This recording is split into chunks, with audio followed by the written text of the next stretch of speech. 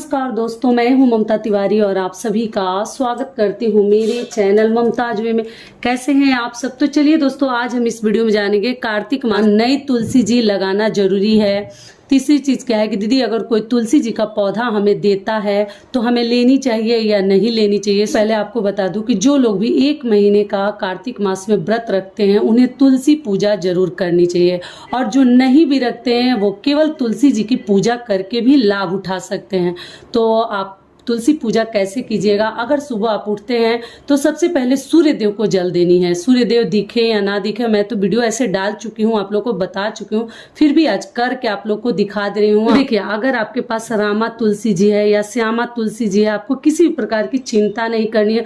जो भी तुलसी जी है उनका एकदम विधि विधान से श्रद्धा के साथ आप पूजा कीजिए। टेंशन ना ले कि हमारे पास हरी वाली है तो हमारे पास काली वाली नहीं है, कुछ नहीं, जो है सब तुलसी माता है। मन में श्रद्धा होनी चाहिए।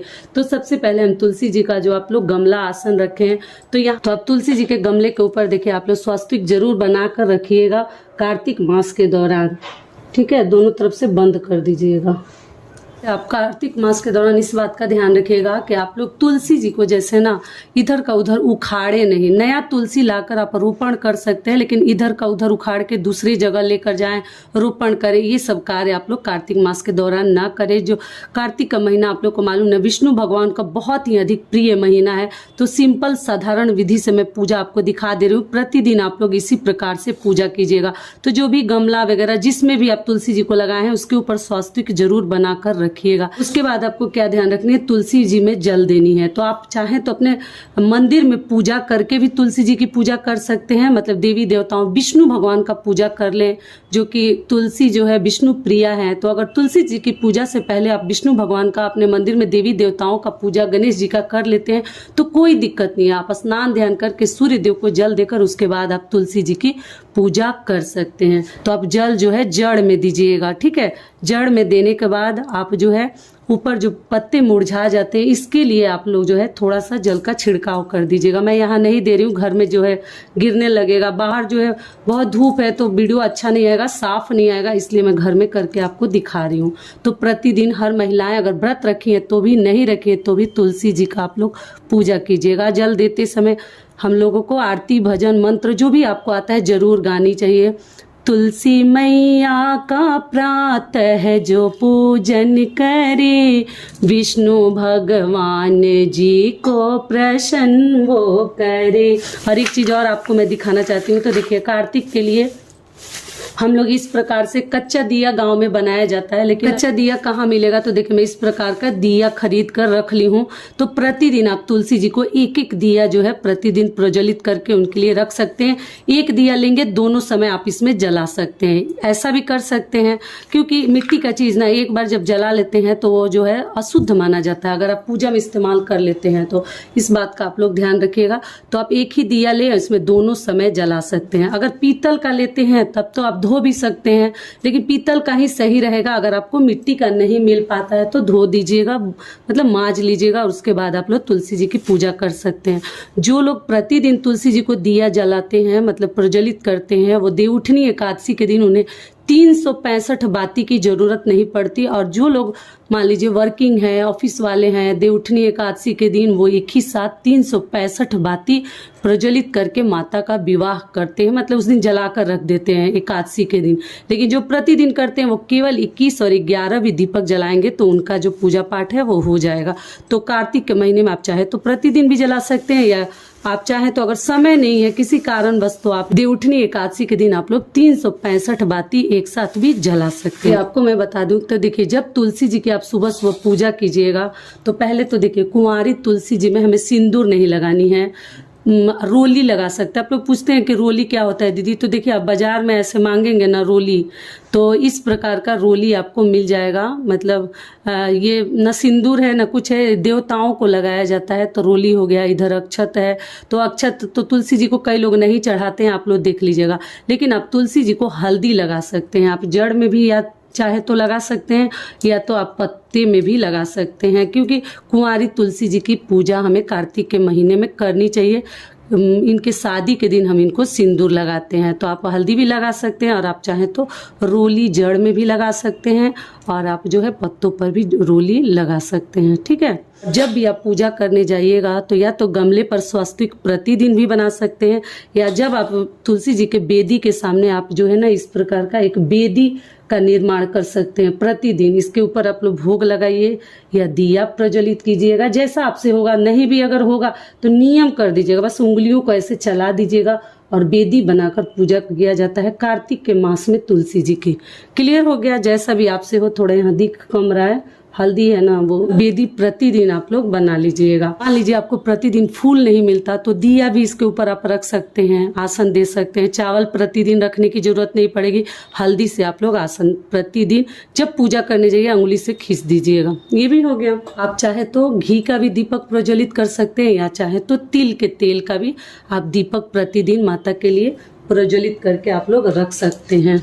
तो देखिए मैं जला के आपको दिखा देती हूँ। धूपबत्ती भी मैं जला दी और आप जो है एक दिया सबसे पहले आप लोग जला कर रख दीजिएगा, क्योंकि दीपक जो है साक्षी होता है किसी भी पूजा पाठ का।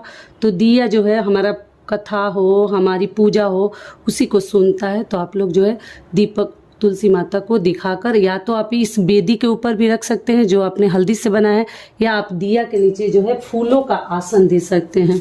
ठीक है, तो फूलों का आसन जरूर आसन देकर, या किसी प्लेट पात्र में भी आप रख सकते हैं। इस प्रकार के मतलब इसमें भी आप लोग रख के और माता की आरती उतार सकते हैं। तो विधि विधान से आप प्रतिदिन इसी प्रकार से पूजा कीजिएगा। आप जो है अपने मंदिर में पूजा करने के बाद भी कर सकते हैं और पहले भी कर सकते हैं, लेकिन विष्णु भगवान की पूजा पहले कर ले तो ज़्यादा बेहतर है। ये भी हो गया।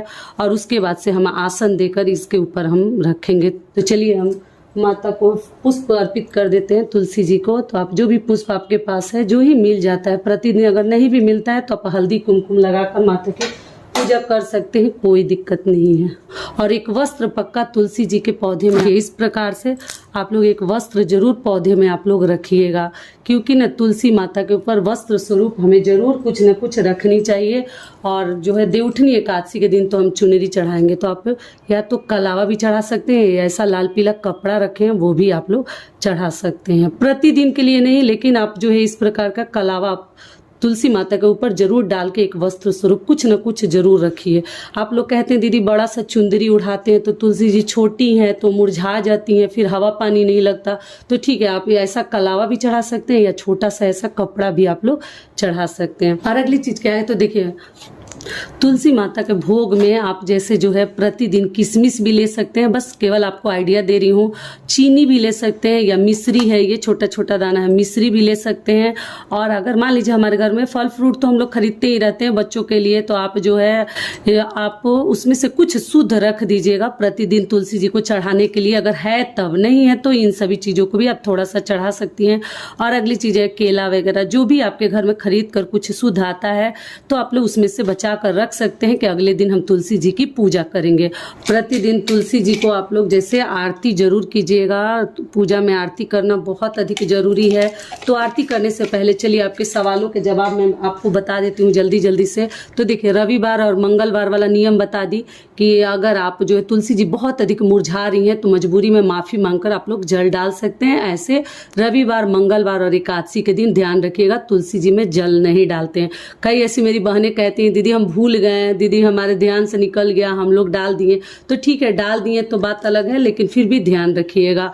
अगली चीज क्या है, आप लोगों का सवाल है दीदी मासिक धर्म में तुलसी जी की पूजा कैसे करें। तो देखिए मासिक धर्म में आप लोग तुलसी जी की पूजा नहीं करनी चाहिए, स्पर्श नहीं करनी चाहिए। अपने बच्चे से आप लोग जल वगैरह डलवा दीजिए, या हस्बैंड से जो भी घर में है उनसे डलवा दीजिए। आप लोग पूजा पाठ मत कीजिएगा, नहीं तो तुलसी जी जो है मुरझा जाएंगी। और दीपक जो है हमें दोनों समय माता के लिए प्रज्वलित करनी है। सुबह में तो जो कार्तिक स्नान करें एकदम उनके लिए अनिवार्य है, पक्का जलाएंगे। भोग भी लगानी है थोड़ा सा ही, जो भी मैं तो इतना सब दिखाई हूँ, इतना सब नहीं, मैं केवल आपको आइडिया दी हूँ। आप लोग जो है भोग थोड़ा सा किसी भी छोटे से पात्र में मिश्री, किशमिश या एक सेव को काट कर या केला जो भी लगाना चाहते हैं लगाकर, और 1-2 मिनट के बाद तुरंत आपको उठा लेनी चाहिए। वहाँ छोड़िएगा मत, नहीं तो कीड़े मकोड़े लग जाएंगे, ध्यान भी रखिएगा। अगली चीज क्या है कि दीपक हमेशा नीचे ही रखिएगा, या तो हल्दी का आसन देकर बेदी बनाकर, या तो फूलों के नीचे फूलों का आसन देकर, ठीक है। या चावल भी 2-4 दाना रख के उसके ऊपर ही रखिएगा। लीजिएगा आसन देकर ही। और तुलसी माता के अंदर दीपक या धूप बत्ती मत रखिएगा, क्योंकि आप लोगों का जो है तुलसी माता है ना झुलस जाती हैं, आप लोग का कमेंट आता है, ध्यान रखिएगा नीचे ही रखिएगा। और जब दीपक बुझ जाता है तो तुरंत हटा लेनी चाहिए, वहाँ बुझा हुआ दीपक माता के पास कभी ना रखें।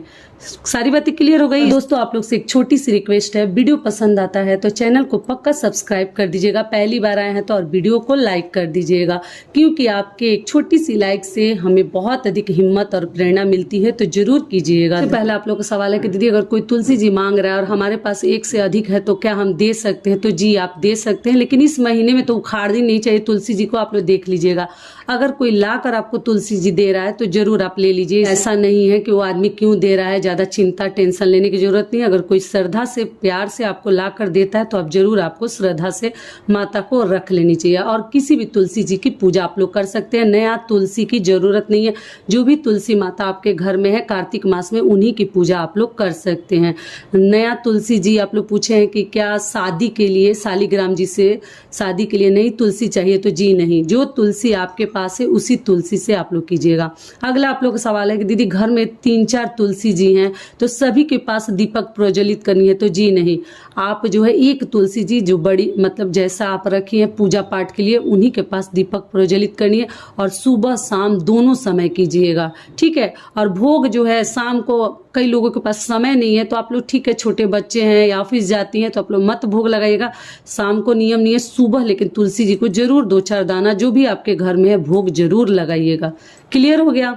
अगला आप लोग का सवाल है कि तुलसी जी की पूजा पहले करें या सूर्य देव की? तो देखिए सूर्य देव की पूजा पहले कीजिएगा, उसके बाद अपने मंदिर में भी कर सकते हैं, विष्णु भगवान की पूजा कर लीजिएगा, उसके बाद आप तुलसी माता की भी पूजा कर सकते हैं। तुलसी माता के पूजा के बाद आपको सोनी नहीं चाहिए, ठीक है। सारी बातें क्लियर हो गई।